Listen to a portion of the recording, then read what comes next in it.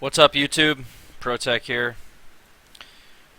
I'm doing a video today that's a little different. Um,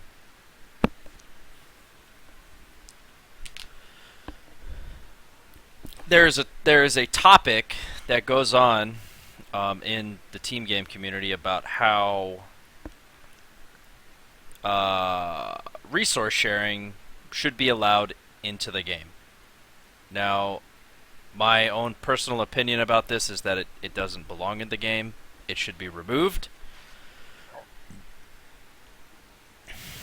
And this replay is one of the main reasons why. So basically, and the reason I chose this replay is because the opponents that I am playing is Paz and his barcode ally, and these guys are both cheating. This team is a map hacking team. These guys are cheaters. But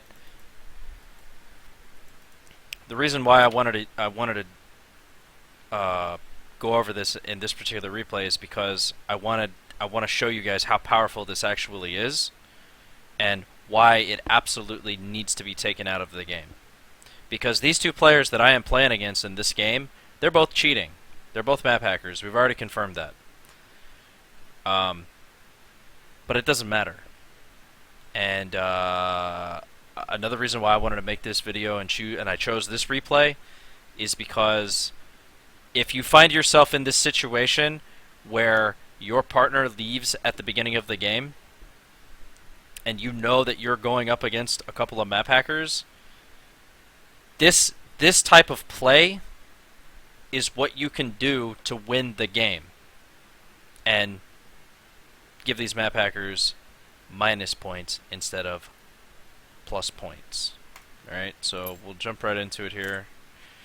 So basically, the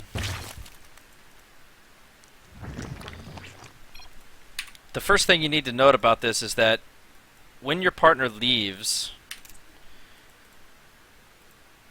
you get all of his resources, right? So instead of me starting with 12 workers, I'm actually starting with 24 workers. So that is a fully saturated base. One base, fully saturated, 24 workers, right? So at 7 seconds into the game, that's kind of a problem. And you'll see why. I can drop my pool down before the 20-second mark, have the speed going, and yeah. So you'll just see. I mean, my economy is just ludicrous, right?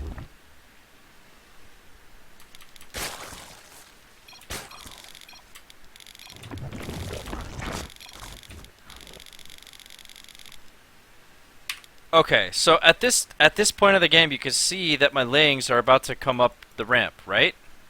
Now let's see what my opponents actually have to defend lings at this time of the game.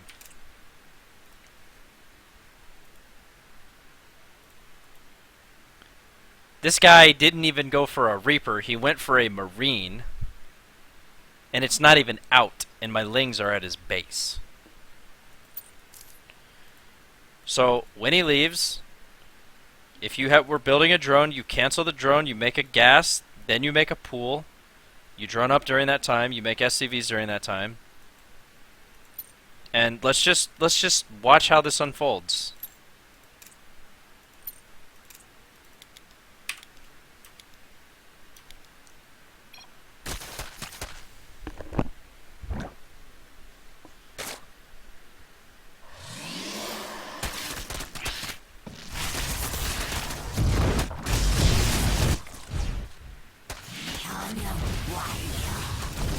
You see the army the active forces tab here?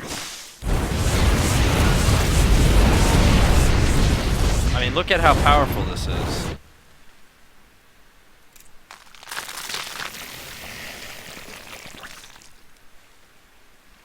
I have five drones on this base, and then this guy, only. I mean, so how many workers do we have here? We have 5. We have 20 workers.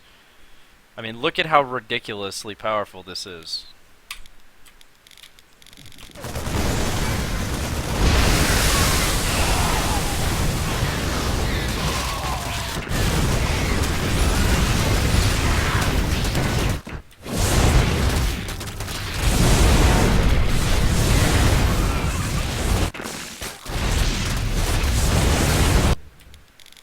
So there you go. So even though these two players are cheating, and even though they knew what was coming,